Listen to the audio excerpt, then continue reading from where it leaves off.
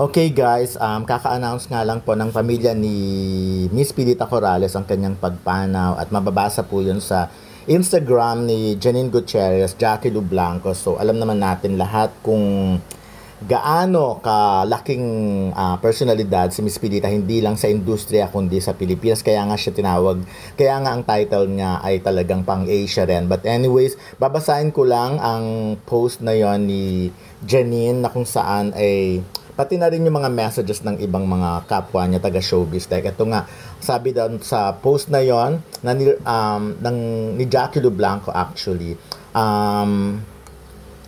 it is with a heavy heart that we announce the passing of our beloved Mami and Mamita, Pilita Corrales.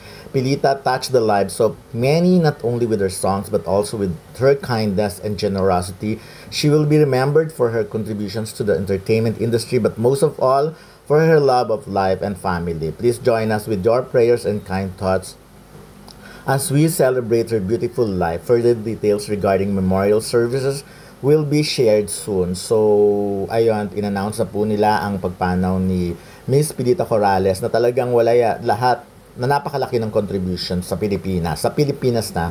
Anyways, eto ang mga mensahe ng kanyang mga taga-showbiz. Like, sabi ni Casey Concepcion, "So sorry for your loss, Janine. I had the chance to work with her for months on the X Factor Philippines. Tita Pilita was so loving, kind, spunky, and just wonderful. Deep condolences from my family to yours." Ganun din makikita rin ng mga messages nila. Jasha Padilla, Jericho Rosales, Ogie Alcacid, sabi ni Ogie, "Dear, we are so very sorry. Hugs and prayers." Ganun din kay Melay Cantiveros. Sabi nga ni G3 Cafe, "She was legendary to work with." Paps Fernandez, nagbigay din ng kanyang mensahe.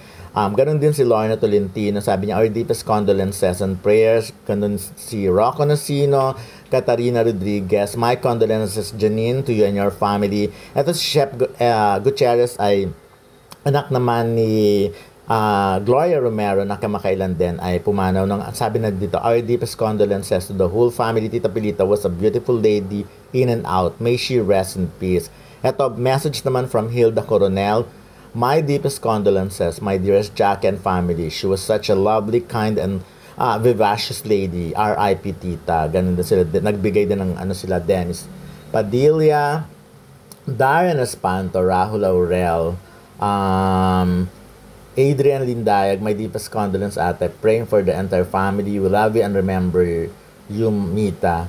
Jay Aquino, at marami pang mga mensahe mula sa mga fans. Of course, si Tita Pilita, kaya hindi namin siya masyado nang nakikita. Recently, of course, alam naman natin ang kanyang sitwasyon. Pero, isa siya sa mga naaalala ko na very kind din sa industriya. Yung mga niya, pag nai-interview siya, lagi siyang masaya. Kasi nga 'di ba, yung punto niya pag pinapakinggan mo, meron siyang sariling punto na sa kanya lang. And of course, siya yung parang pag hiniritan mo ng kanta ay nagbibigay agad. At syempre, marami siyang nasuportahan ng mga baguhang singer. Nakikita ko ng mga, lalo na pag may mga concert, nag-guest din siya agad-agad. So hindi siya yung tipong mahirap imbitahin. But of course, marami siyang na-iwan na magagandang alaala sa ating lahat. Kami ako, especially as reporter, siguro mabibilang, hindi ganun lagi ko siyang nai-interview. Pero may mga moment na pag na-interview siya, maaaliw ka talaga sa kanya, matatawa. At mararamdaman mo yung kabaitan niya. Ako naaalala ko pa yung first, nung bago-bago pa lang ako, nagpunta ako sa bahay niya because nag-i-interview ako for Lot de Leon nung time na yon. So, andun si Mamita Pilita, si Miss Pilita. Kaya yon, like yung naalala. Kasi bagong paligo siya, nasa sala siya. At yun na yon. So, paalam, Miss Pilita Corrales, at mananatili sa puso ng mga fans at sa amin ang yung mga alaala na magaganda, ang yung mga musika, ang yung pag-awit, ang yung estilo ng pagkanta. Ayon.